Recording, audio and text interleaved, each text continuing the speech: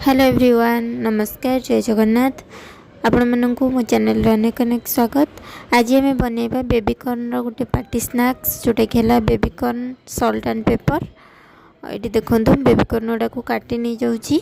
आपड़ जो सेप्रे चाहिए काटिपारे, टिके बड़ बड़ काटे तो भल लगे खाइला बेले। ये देखो सबुतक कॉर्न मु काटी नहीं जाइए बेबीकॉर्न गुड़ा। एबे ताकू आम मैरिनेशन करवा फ्राए करने ता ऊपर गोटे कोटिंग दबा। तो से लुण हलदी लंका गुंड ये जीरा लंका गुंड अल्प टिके पकई आउे आमर ब्लैक पेपर पाउडर पकई छेचिकी आठी मो अरुआ चाउलर गुंड नहीं। आप चाहिए कॉर्नफ्लोर भी नहीं पारे।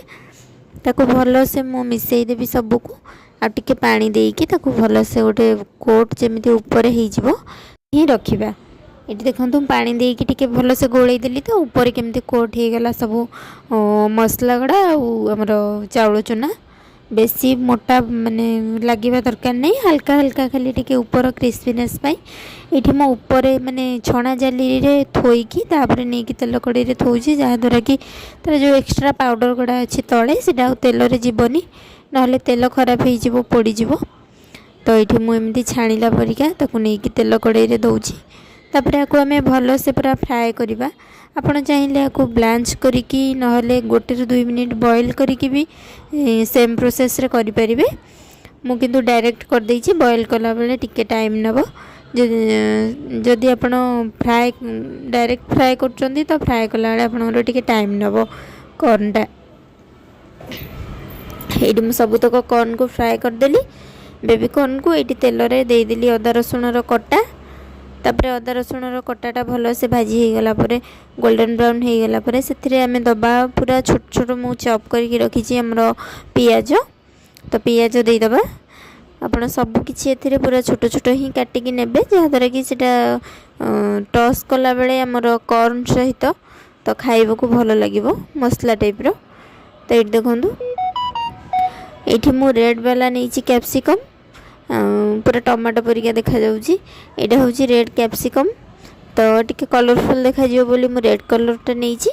एठी मु लूण दे देबी खाली स्वाद अनुसार। एथिरे किछि भी मसला पड़िबार नाही, खाली हमर पेपर पाउडर टिके पड़िबो ब्लैक पेपर, बस रेडी हो गला। आपण जदि बेसी राग खाइबा को चाहूथिबे तो अधिक आहुरी पेपर पकई परिबे।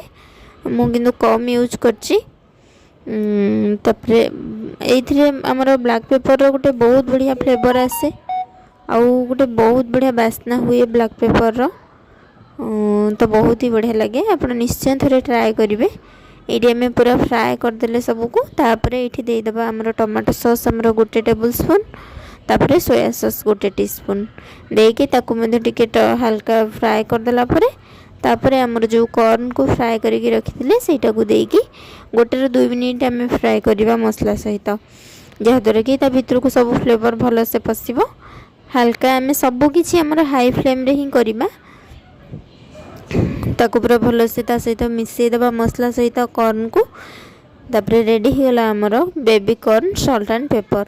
देखंतु लुक रे केते सुंदर देखा जाउची। एटा गोटे बहुत ही बढ़िया ऑप्शन। आपण जदी किछि भी घरे होमली किछि भी ऑर्गेनाइज करछंदी तो एटा गोटे माने क्विक वाला पार्टी स्नैक्स। केमिति लागिला रेसिपीटी निश्चय जणैबे। रहिली, नमस्कार।